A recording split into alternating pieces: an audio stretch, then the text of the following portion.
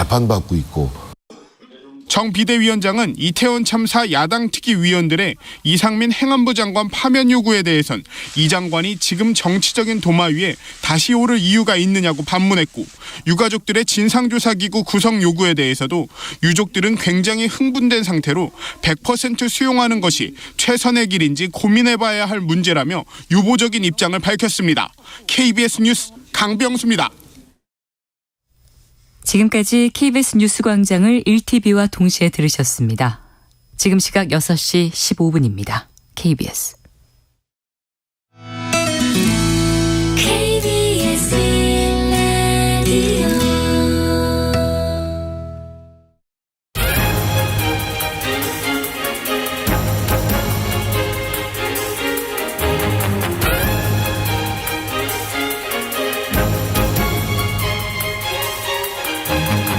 오늘 아침 일라디오.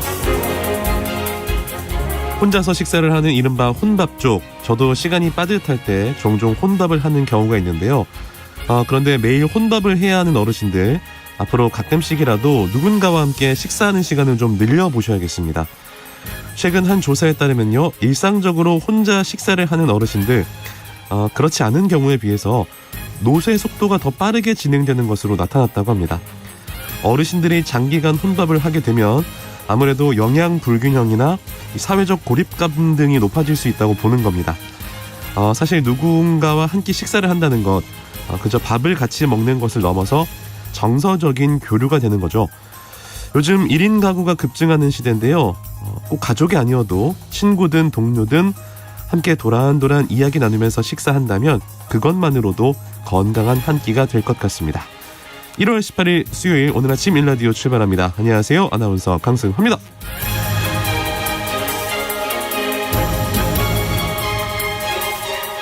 오늘 아침 일라디오, 오늘도 여러분과 생방송으로 함께하겠습니다. 방송에 참여하실 분들 단문 50원, 장문 100원이 드는 유료 문자 샵 9730 이용하셔도 되고요.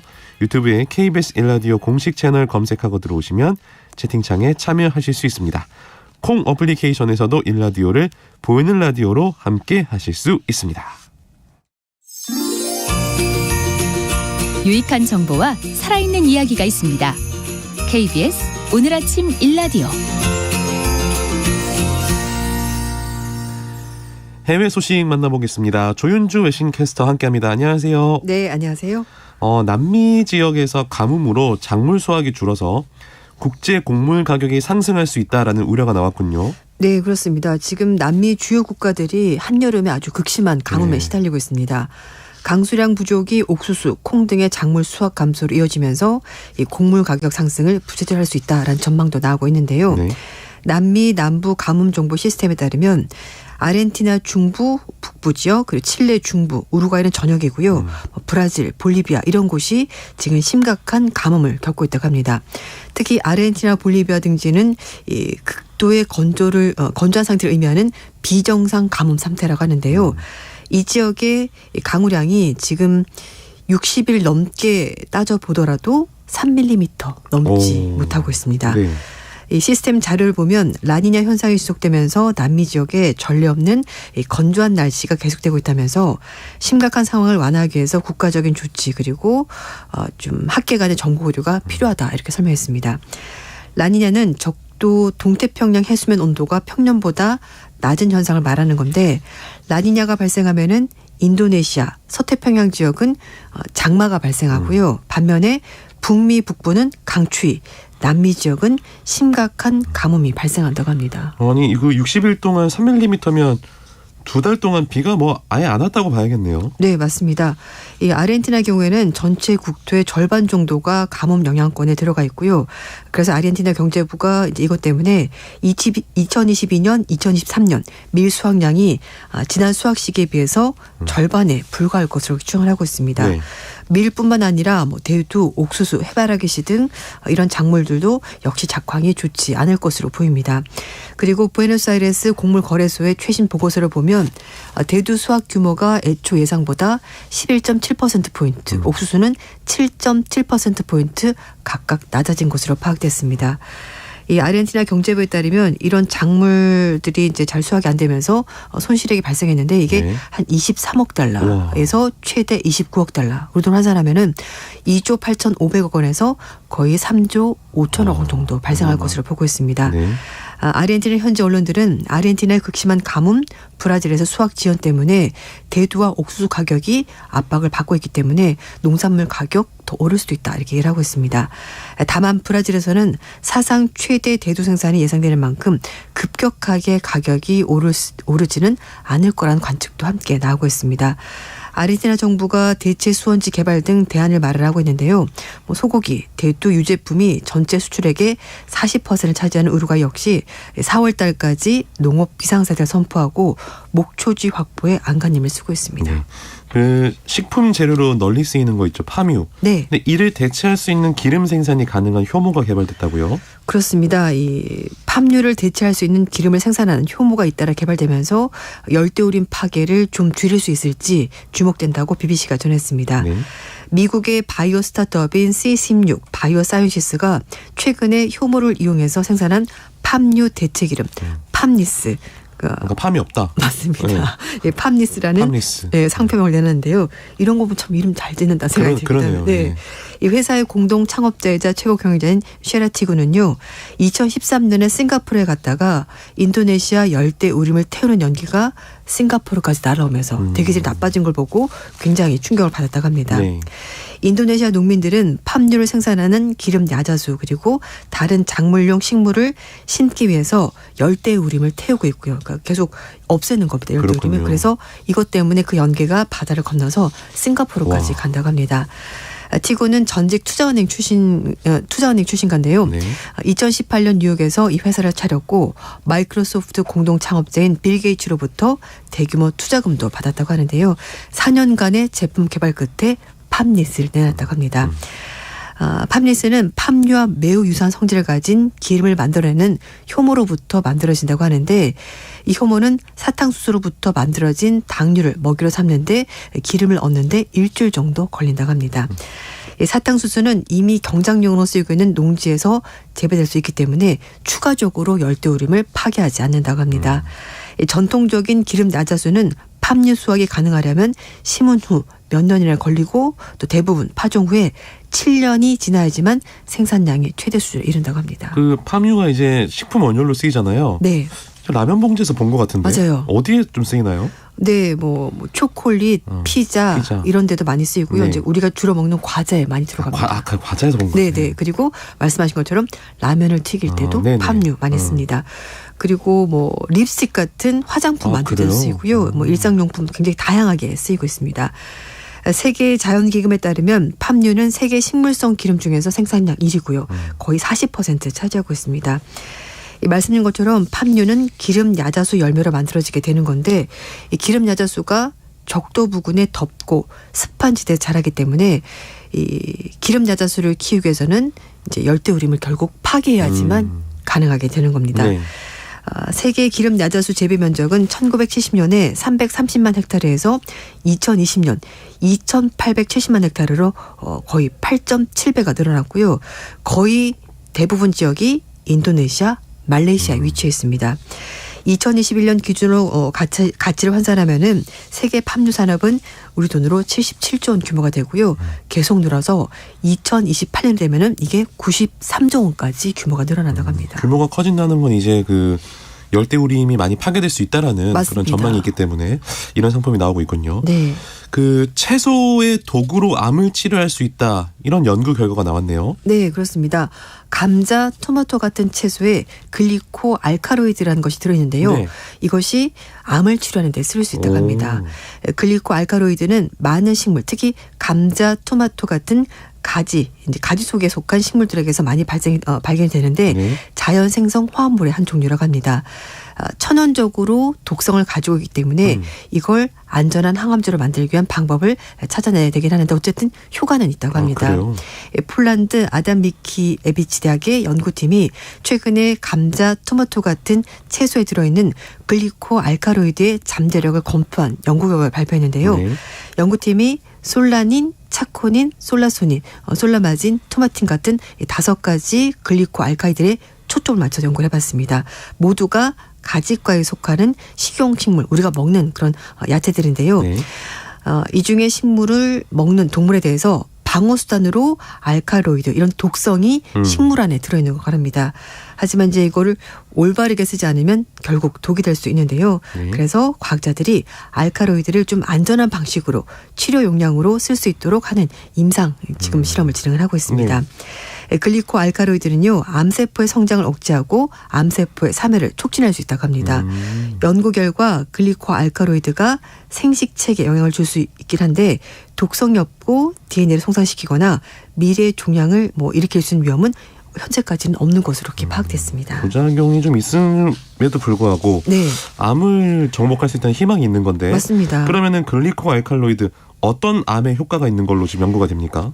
연구팀에 따르면 현재 사용 중인 항암제를 완전히 대체할 수는 없긴 하지만 그러나 결합치료, 그러니까 다른 것과 같이 함께? 네, 그럴 때는 치료 효과를 높일 수 있다고 합니다. 말씀드렸던 솔라닌 같은 경우는요. 발암 가능성이 있는 일부 화학물질이 체내에서 발암물질로 변하는 것을 막고 전이도 억제할 수 있습니다. 그리고 특정 유형의 백혈병 세포에 대한 연구에서도 치료 용량을 사용하면 솔라닌이 백혈병 세포를 죽일 수 있는 것으로 확인됐고요. 차코닌 같은 경우는 폐혈증을 치료하는데 효과가 있고 항염증성 가지고 있다고 합니다. 네. 그리고 대부분 가지에서 발견되는 솔라마진은 간암 세포가 번식하는 것을 막을 수가 있고 토마토는 신체 세포 주기 조절을 지원해서 암세포를 없애는 데 도움이 된다고 합니다. 연구팀은 시험관 연구에서 드러난 잠재력을 어떻게 실용적으로 쓸 수 있을지 추가적으로 연구가 좀 더 필요하다 이렇게 말했다고 합니다. 네. 요즘 기후변화에 관한 뉴스가 많은데요. 네. 엘니뇨 때문에 내년에 이례적인 더위가 찾아올 수 있다라는 전망이 나왔네요. 네, 올해 영국이 기상 관측이라 가장 더웠던 한 해였다라는 영국 조사 결과도 있었는데요. 지난해죠 이게. 네, 지난해죠. 네. 2023년도 있습니다. 네, 그러니까요. 네, 그러니까 올해 그럼 이 내년이라는 게 올해를 말하는 건가요? 아닙니다. 내년 맞습니다. 24년에. 네, 네, 맞습니다. 네. 이 4년 만에 엘니뇨가 발생하면서 내년에 지구에 이례적으로 더위가 찾아올 수 있다는 과학계 경고가 나왔습니다. 네. 국립해양대교육에 따르면요, 8월부터 11월에 엘니뇨가 형성이 되고 그 가능성이 66% 정도 된다고 하는데. 네. 호주 기상청도 기후 모델을 돌려봤더니 최근 3년간 평균 이상 강수량을 기록했던 호주가 엘니뇨 영향 때문에 가물고 더운 시기로 바뀔 거다 이렇게 얘기를 하고 있습니다. 보통 엘니뇨와 그 반대 현상이 앞에 말씀드렸던 라니냐인데요. 네. 이게 번갈아 가면서 발생을 하는데 최근에는 지구 기온을 낮추는 역할을 하는 라니냐가 이례적으로 3년 연속 이어서 발생했다고 합니다. 미국 컬럼비아 대학교의 제임스 헨슨 교수는요, 라니냐가 4년째 계속될 것 같진 않지만 내년은 역대 가장 더운 여름이 될 수 있다 이렇게 얘기를 하고 있습니다. 작년에 라니냐가 이 지구 기온이 역대 5번째 또 6번째나 높게 나타나는데 역할을 했다고 하는데요. 영국 일간지 가디언지는 온실가스 때문에 지구 온난화 현상이 계속 진행이 되고 있고 여기에다가 대규모 엘니뇨까지 발생하게 되면은 전례 없는 더위가 또 발생할 수 있다 이렇게 설명했습니다. 역대 가장 더운 해였던 2016년에도 대형 엘니뇨 영향을 받은 적이 있는데요. 네. 우리나라도 2016년 8월 달에 전국 기온이 평년보다 3도에서 4도 정도 높게 나왔습니다. 네.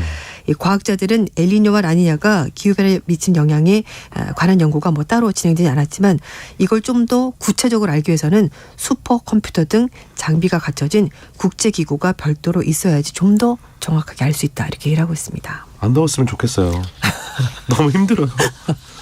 힘들죠, 맞습니다. 이거는 좀 이렇게 논란이 있을 만한 뉴스인데. 네. 미국 뉴욕주가 사람의 시신을 거름으로 만드는 장례 절차를 합법화했다. 이거 어떤 얘기인가요? 네, 캐시 호컬 미국 뉴욕 주지사가 작년입니다. 네. 인간의 시신을 퇴비로 만드는 것 허용한다는 내용의 자연적 유기물 환원법에 서명했습니다. 퇴비와 장례는 시신을 나무 조각, 집 그리고 알파파 이런 각종 식물재료와 함께 밀폐 특수용기에 넣고 한 달간의 분해 과정을 거치는 거라고 하는데요. 이 박테리아 등 미생물이 활동하기 좋은 조건을 만들어서 시신을 한 달 안에 흙으로 분해하는 겁니다. 이후에 감염이 없도록 열처리한 다음에 유족의 의사에 따라서 이걸 유골함과 같은 용기에 보관하거나 아니면 꽃이나 식물, 나무 등의 거름으로 뿌려서 실제 퇴비로 쓸 수 있도록 하는 겁니다. 이런 방식은 소각 과정에서 나오는 이산화탄소 배출 그리고 또 토지를 필요로 하는 그런 매장을 대체할 수 있기 때문에 친환경적인 장례 문화로 떠오르고 있다고 하는데요. 미국의 시애틀에 있는 한 회사는 인간 퇴비장이 화장이나 매장에 비해서 1톤 가량의 탄소를 덜 배출할 수 있다. 이렇게 하고 있습니다. 네. 미국에서 이 법이 통과된 것이 뉴욕주가 6번째라고 하는데요. 2019년 워싱턴주가 처음으로 이런 법을 통과시켰고 콜로라도, 오리건, 버몬트, 캘리포니아주가 그 뒤이었습니다. 한편 미국뿐만 아니라 유럽에서도 이런 방식의 장례 문화가 있는데요. 스웨덴이 이런 장례 방식을 허용을 하고 있습니다. 다만 퇴비장을 둘러싼 의견은 좀 이론의 여지가 있습니다. 그러니까요. 네, 카톨릭 등 종교단체에서는 반대를 하고 있고요. 뉴욕주의 카톨릭 주교들은 인체를 가족용, 쓰레기처럼 취급해서는 절대 안 된다면서 법안에 아주 강력하게 반대하고 있습니다. 그렇군요. 자, 지금까지 해외 소식 외신 캐스터 조윤지 씨와 함께했습니다. 고맙습니다. 네, 감사합니다.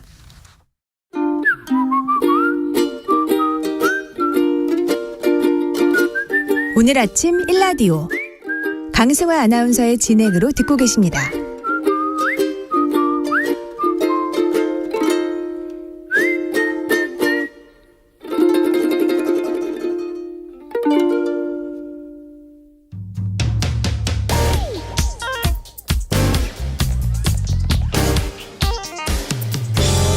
오늘 아침 뉴스 브리핑. 뉴스 브리핑 정상근 기자 연결하겠습니다. 안녕하세요. 안녕하십니까? 김성태 전 쌍방울그룹 회장이 귀국을 했네요. 네, 김성태 전 쌍방울그룹 회장이 어제 오전 8시 30분쯤 인천국제공항을 통해 입국을 했습니다. 김성태 전 회장은 심경을 묻는 기자들의 질문에 이 회사에서 열심히 일하는 사람들이 상처받았다라면서 심려를 끼쳐 죄송하다라고 답했는데요. 하지만 이재명 민주당 대표에 대해서는 전화번호도 모른다라고 했고요. 이 변호사비 대납 혐의도 전혀 아니다라고 말을 했습니다. 검찰은 김성태 전 회장을 즉각 압송해서 강도 높은 조사를 벌였는데요. 김성태 전 회장의 혐의는 이재명 대표가 경기도지사 시절이었던 지난 2018년 공직선거법 위반 사건을 맡은 변호인들에게 수임료를 대납했다는 의혹, 그리고 쌍방울그룹이 640만 달러를 중국으로 밀반출한 뒤 북측에 전달했다는 의혹 등을 수사하고 있습니다. 한편 이재명 대표의 측근인 이화영 전 경기도부지사에 대한 재판도 어제 열렸는데요. 쌍방울 전 비서실장이 증인으로 나와서 김성태, 이재명, 이화영은 가까운 관계였다라고 진술하게 됐습니다. 네. 윤석열 대통령의 발언으로 이란이 강하게 항의한 일이 있었네요. 네, 아랍에미리트를 국방 방문 중인 윤석열 대통령이 현지 시간으로 15일 UAE에 파견된 국군 아크 부대를 방문했는데요. 장병들과 만난 자리에서 이곳은 타국 UAE가 아니라 여러분의 조국과 같다라면서 형제국의 안보는 곧 우리의 안보라는 말을 했습니다. 그런데 이 직후에 문제의 발언이 나왔는데요. 윤석열 대통령이 UAE의 적은 가장 위협적인 국가는 이란이고 우리의 적은 북한이라고 말을 했습니다. 이에 이란 외교부 대변인은 UAE를 포함한 페르시아만 연안 국가들과 이란의 역사에 무지하다는 점을 보여준다라면서 부적절한 발언을 심각하게 지켜보고 있으며 이번 사안과 관련해 한국 외교부의 설명을 기다린다라고 밝혔습니다. 정부가 수습에 나섰는데요. 그 외교부는 출입 기자들에게 문자를 보내서 이란과의 관계와는 무관한 발언이라면서 이란은 1962년 수교 이래 우리와 오랜 우호 협력 관계를 이어왔다라고 밝혔습니다. 대통령실도 장병들을 격려하기 위한 취지라면서 한국과 이란의 양자 관계와 무관하다라고 선을 그었습니다. 네. 다른 정치권 소식도 만나볼까요? 네, 일단 국민의힘에서는 나경원 전 의원과 대통령실의 갈등이 이어졌습니다. 이 나경원 전 의원은 윤석열 대통령이 당선인 신분으로 찾았던 동아사를 방문해서 어려운 나라를 바로 세우려는 윤석열 정부의 성공을 기원해달라라고 말을 했는데요. 그러면서 윤석열 대통령이 사의를 밝힌 자신을 굳이 해임한 것에 대해 이 전달 과정에 왜곡도 있었다고 본다라면서 해임이 대통령의 본의가 아니라고 생각한다라고 말했습니다. 하지만 그로부터 몇 시간 뒤 김대기 대통령 비서실장이 이 나경원 전 의원의 해임은 대통령의 정확한 진상 파악에 따른 결정이라면서 대통령이 나경원 전 의원의 그간 처신을 어떻게 생각할지는 본인이 잘 알 것이다라고 말을 하기도 했습니다. 또한 국민의힘에서는 초선 의원들이 나경원 전 의원의 공식 사과를 요구하는 성명을 내는 등 이 친윤석열계 의원들도 나경원 전 의원에 대한 총공세에 나섰습니다. 그리고 민주당은 어제 이재명 대표를 향한 검찰 수사에 강하게 반발하면서 이 대검찰청을 항의 방문했는데요. 윤석열 정부가 실정을 감추기 위해 야당 대표를 악마화하고 있다고 비판하며 이 도이치모터스 주가 조작 등 김건희 여사 수사를 위해 특검을 추진하겠다라고 밝혔습니다. 한편 정의당 이정미 대표는 어제 신년 기자회견을 했는데요. 이정미 대표는 대통령 결선 투표제를 놓고 원포인트 개헌부터 합의하자라고 제안했고요. 안전운임제와 노란봉투법, 공공일자리 확대 등 노동 존중 3대 과제도 제시했습니다. 네. 이태원 참사 국정조사 특별위원회 어제로 모든 활동이 끝났습니다. 네, 이태원 참사 진상규명과 재발 방지를 위한 국회 국정조사가 55일 만에 끝이 났습니다. 하지만 여야는 마지막 날까지 갈등을 빚었는데요. 이상민 행정정부 장관과 이 한우석 대통령 국정상황실장 등 이 청문회 기관 증인 7명을 위증 혐의로 고발해야 한다는 야 3당과 이에 대해 반대하는 여당이 충돌을 했습니다. 그런데 이 와중에 국민의힘 조수진 의원은 야 3당의 의견만 담긴 결과보고서 채택에 반대하다가 갑자기 청담동 술자리 의혹을 언급을 했는데요. 네. 야당이 사실이 아닌 주장을 하고 있다라는 취지이지만 유가족들은 이 보고서와 청담동 술자리가 무슨 상관이냐며 거세게 항의를 하기도 했습니다.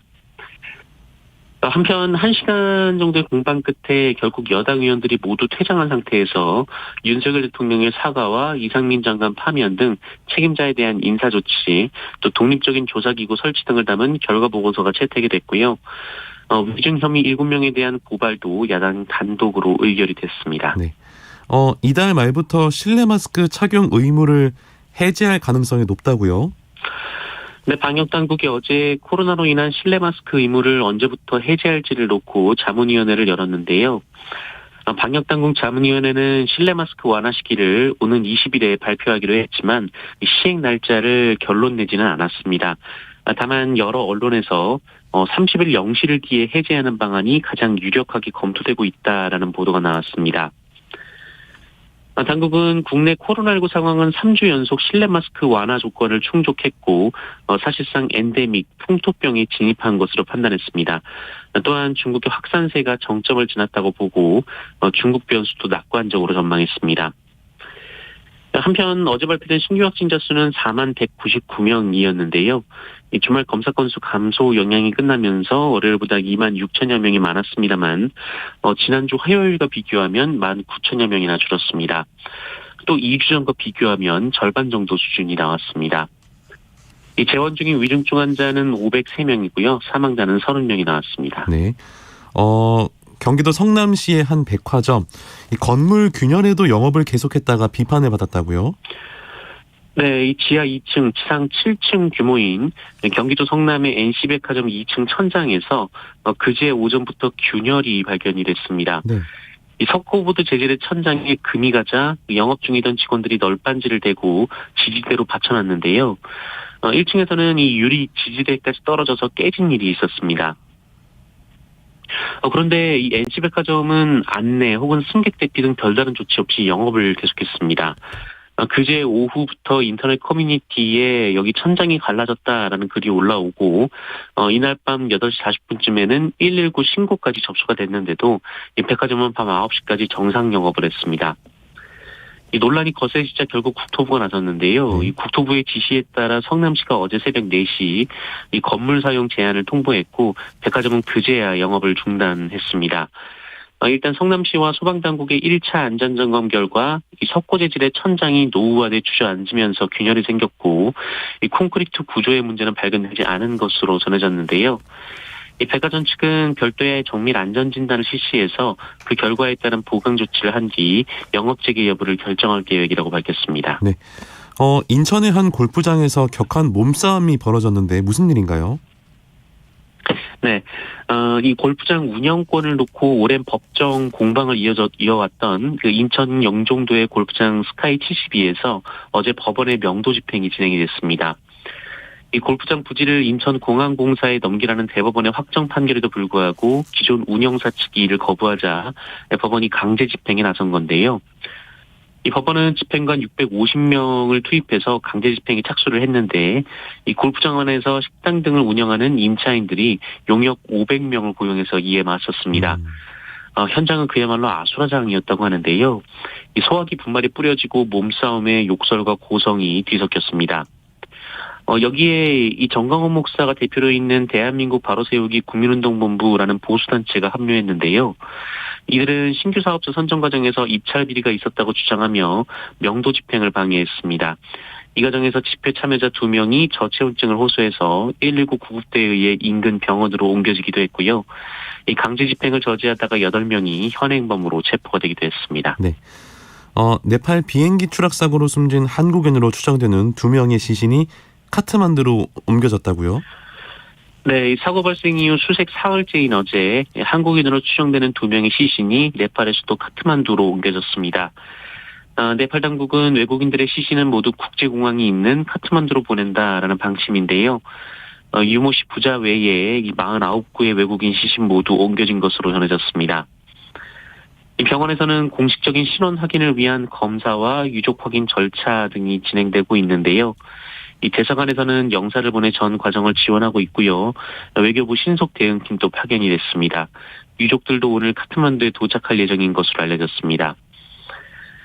이 사고 원인에 대해서는 공식적인 발표는 없는데요. 이 조종사가 착륙 직전 활주로 변경을 시도했다라는 얘기가 나오고 있습니다. 배정된 활주로가 아니라 다른 곳에 착륙을 원했다라는 건데요. 현지 언론들은 신축공항의 활주로 구조 등에 문제가 있었을 가능성을 제기하고 있습니다. 5.18 유족들이 계엄군의 묘역을 방문해서 화제가 됐습니다. 네, 5.18 민주화운동 당시 숨진 군인과 경찰도 모두 20명이 넘는데요. 어제 5.18 유족들과 5월단체 대표가 이들이 안장된 서울현충원을 찾았습니다. 43년 만에 참배였는데요. 이들은 당시 순직한 군인과 경찰의 넋을 기렸습니다. 이 5.18에 대한 왜곡된 시선이 여전히 남아있는 데다가 이 진상규명도 진행 중이어서 성급하다는 우려가 나왔지만 5월단체 대표들은 화해를 위한 첫걸음을 떼기로 했다라고 밝혔습니다. 숨진 군경 역시 이 국가 명령에 따르다 산화한 또 다른 피해자인 만큼 이 같은 행보가 진상규명에도 도움을 준다라고 봤습니다. 이 뜻깊은 자리에 특전사 동지회도 함께 했는데요. 이번 참배에 이어서 다음 달에는 이 특전사 단체 회원 100여 명이 광주를 찾아서 5.18 단체와 함께 국립 5.18 국민민주묘지를 합동 참배하기로 했습니다. 특히 5.18 당시 계엄군으로 투입됐던 당사자들도 참석해서 양쪽 단체가 공동으로 입장문도 발표할 예정입니다. 네, 다음 주부터 우회전 신호를 어기면 벌금이 부과됩니까? 네, 앞으로는 우회전하실 때 이 신호등이 있는지 꼭 확인을 하셔야 될 것 같습니다. 경찰은 우회전 신호등이 설치된 교차로에서 적색 신호가 들어왔음에도 정차하지 않는 차량의 처벌을 시행한다라고 밝혔습니다. 우회전 신호등이 있는 곳에서는 적색 신호에 우회전하면 안 되고요. 이 녹색 화살표 신호가 켜져야만 우회전할 수 있기 때문에 신호가 있는지 잘 살피셔야 합니다. 또한 우회전 신호등이 설치되지 않은 곳이라도 이 차량 신호등이 적색일 때는 반드시 일시 정지한 뒤 우회전을 해야 합니다. 이를 어기면 승용차의 경우 범칙금 6만 원에 벌금 15점이 부과될 수 있습니다. 벌점 15점이요? 네네, 그렇습니다. 네. 다만 경찰은 이 홍보가 필요한 점을 감안해서 3개월간 계도 기간을 거쳐 단속 여부를 결정하겠다라고 밝혔습니다. 네, 뉴스브리핑 정상근 기자였습니다. 고맙습니다. 고맙습니다.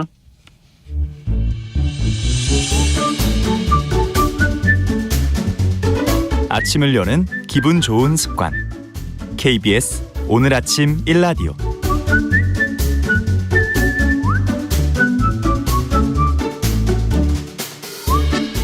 기후변화 때문에 갈수록 꿀벌의 수가 줄어들고 있다는 소식 들으셨을 텐데요. 오늘 열린 브리핑에서는 꿀벌이 사라지고 있는 여러 가지 이유와 이 현상이 인간의 삶에 미치는 영향에 대해서 살펴보겠습니다. 주간경향 주영재 기자 함께합니다. 어서 오세요.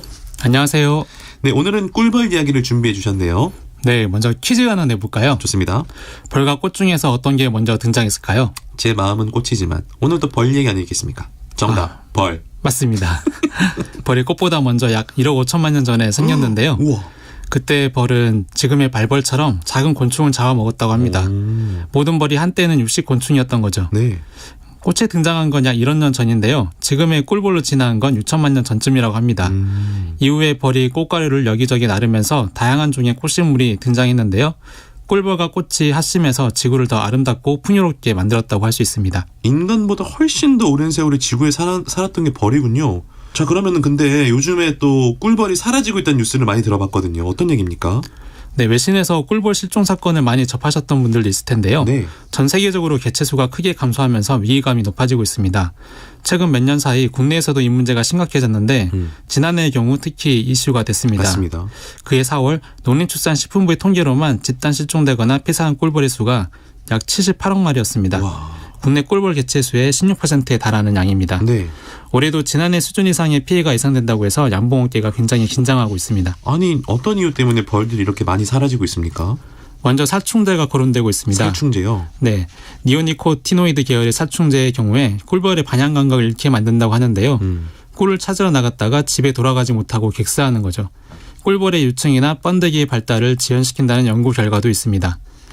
그리고 기후변화도 유력한 범인으로 거론되는데요. 네. 겨울이 되면 꿀벌들은 벌통 안에서 주기적으로 꿀을 먹고 가슴 근육을 떨면서 열을 내죠. 이렇게 온도를 유지하면서 생존하는데 어느 날 갑자기 바깥이 더워지면 이제 꽃이 핀 건가 하면서 나가게 됩니다. 꽃이 일찍 피면 그때 꿀도 따가는데 갑자기 추워지면 얼어 죽게 되는 거죠. 또 꽃이 피지도 않았는데 너무 일찍 깨어나 굶어 죽기도 합니다. 그렇군요. 생각해보니까 그러니까 2021년 겨울은 굉장히 따뜻했던 것 같은데 그게 영향이 있었나 봐요. 네, 그래서 기후변화가 지난해 꿀벌 실종 사건의 원인이라고 보는 전문가들도 많습니다. 네. 실제 국가농림기상센터 연구진은 지난해 11월 발표한 논문에서 그해 1월, 2월에 비정상적으로 높은 기온으로 일찍 먹이 활동을 시작했다가 갑작스러운 한파와 큰 일교차로 꿀벌들이 돌아오지 못했을 가능성이 있다고 지적했습니다. 기후변화가 큰 원인이 될 수도 있겠다라는 그런 분석이 있었군요. 그리고 꿀벌의 병해충도 문제라고 하던데요. 꿀벌, 애벌레 체액을 빨아먹고 사는 꿀벌 파괴응애 같은 해충이나 네? 낭충봉화 부패병 등 전염병도 한 원인으로 꼽히고 있습니다. 제가 최근에 인터뷰했던 분 중에 토종 벌꿀 보호운동을 벌이는 분이 있는데요. 네. 그분 말씀 중에 인상 깊었던 대목이 있었습니다. 발도르프 교육을 창시한 분이 했던 말을 인용한 건데요. 발도르프 교육이 뭡니까? 네, 인지학의 아버지라고 하는 독일의 루도프 슈타이너 박사가 강조한 교육법인데요. 학생 개개인의 개성과 차이를 존중해서 우열을 가리지 않고 신체와 정신, 영혼의 조화로운 교육을 강조해서 손발을 이용해서 뭔가 만드는 노작 교육이나 예술 교육이 큰 비중을 차지한다고 합니다. 그러니까 학생들을 시험 지옥에서 해방하려고 한 위대한 분이신 건데 그분이 꿀벌과 무슨 관련이 있죠? 네, 이 슈타이너 박사가 꿀벌에도 일가견이 있었다고 하는데요. 인간이 지나치게 꿀벌을 착취하는 방식으로 양봉을 하고 있다고 비판했습니다. 자연 상태에서 벌들이 꿀과 꽃가루를 먹으면서 성장하는데 인간이 이걸 다 빼앗아가고 설탕만 남겨주는 방식을 지적한 거죠. 하긴 인간이 좀 지나친 면이 있습니다. 사람도 한두 번 괜찮은데 계속 영양가 없는 음식만 먹으면 건강이 나빠지잖아요. 나빠지죠. 네, 꿀벌도 설탕물만 먹으면 체질이 변하고 허약해지게 됩니다. 이렇게 면역력이 약해지니까 좀 전에 말씀드린 그런 병해충을 이기지 못하고 죽게 됩니다. 아이, 꿀벌들이 꿀을 먹어서 꿀벌이지 설탕 먹으면 설탕벌이잖아요. 네, 그렇죠. 그래서 몸이 약해진 거군요. 그러니까 결국 농약이든 기후변화든 병해충이든 인간이 원인을 제공한 거네요.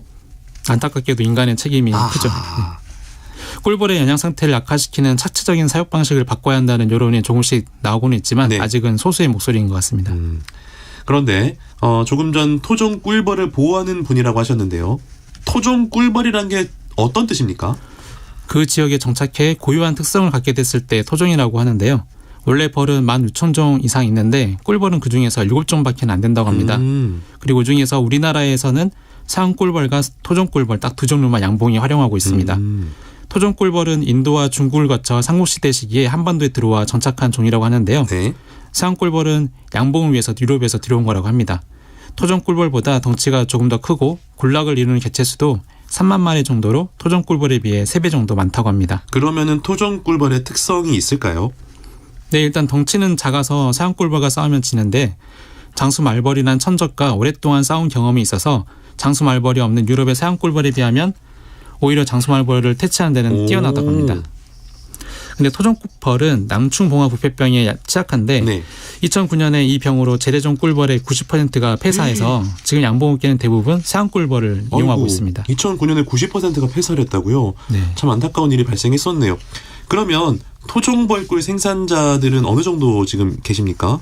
네, 지금 토종꿀벌을 양봉을 하는 한봉협회와 서양꿀벌을 양봉을 하는 양봉협회로 나뉘어 있는데요. 한봉협회에 등록된 농가 수가 3,000가구 정도인데 실제 양봉을 하는 분들은 그중 절반 정도라고 합니다. 서양 양봉 농가의 수는 그보다 10배 정도 크고 전업을 하는 분이 많습니다. 토종꿀벌을 키우는 분들은 토종꿀벌이 농약에 약해서 유기농 농사를 지으면서 부업으로 많이 한다고 합니다. 그러면은 토종꿀벌이 만든 꿀도 차이가 있겠네요.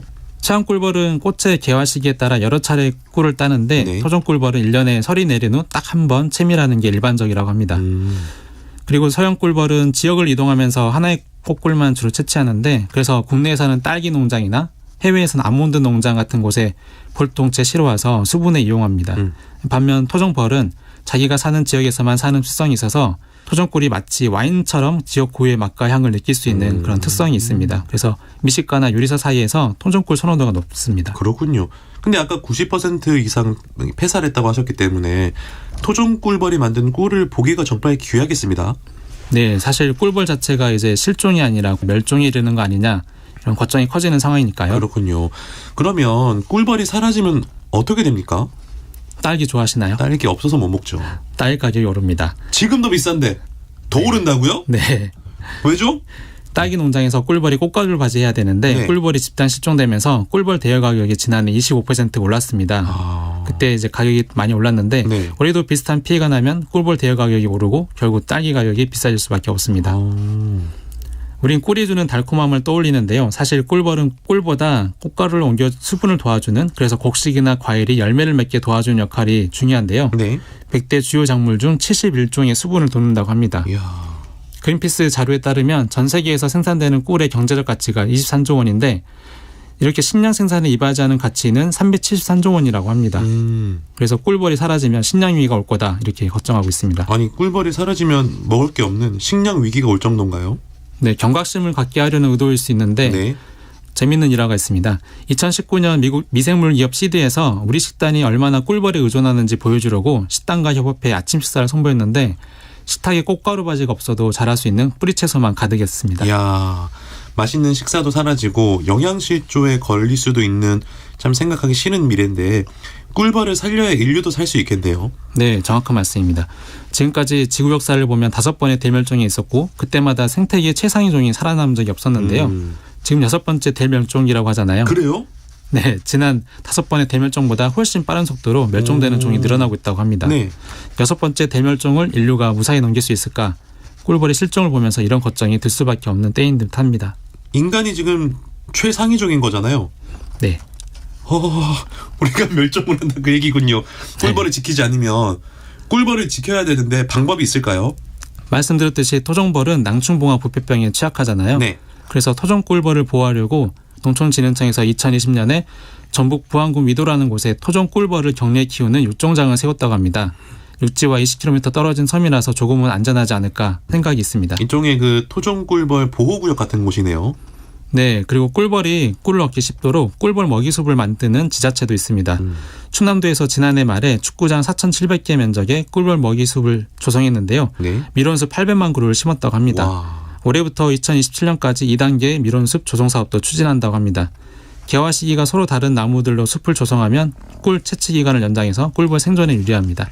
그러면 소비자들도 좀 이 꿀벌을 살리기 위한 어떤 일들을 좀 하면 좋을 것 같은데 어떤 일들이 있을까요? 네, 조금 전 토종꿀벌을 보호하는 분 이야기를 잠깐 해드렸는데요. 네.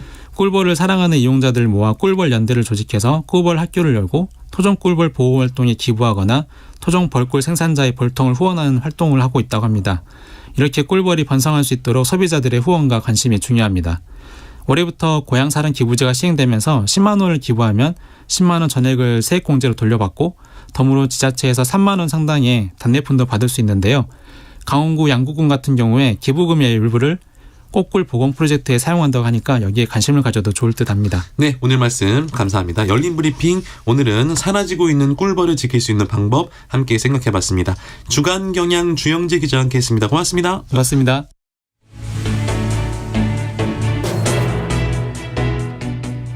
네, 오늘 아침 출근길은 어제보다 조금 추위가 누그러질 것 같습니다. 하지만 금요일 낮부터 다시 추워진다고 하네요. 그리고 연휴 내내 한파가 이어진다고 하니까요. 참고하셔서 귀경 일정 잡으시면 좋겠습니다. 오늘 아침까지 충남권 남부에는 눈이 오는 곳이 있겠고요. 강원 내륙 산지, 충남 북부, 전남 북부 등의 지역에서는 눈이 날리는 곳이 있겠습니다. 한파특보가 발효된 강원 북부 내륙과 강원 산지에는요, 오늘 아침 기온이 영하 15도에서 영하 10도로 떨어져서 추운 날씨를 보이겠습니다. 아무쪼록 건강관리 잘 하시기를 바랍니다. 오늘 아침 일라디오 오늘 순서 여기까지고요. 저는 내일 아침에 다시 찾아오겠습니다. 아나운서 강승화였습니다. 여러분 고맙습니다.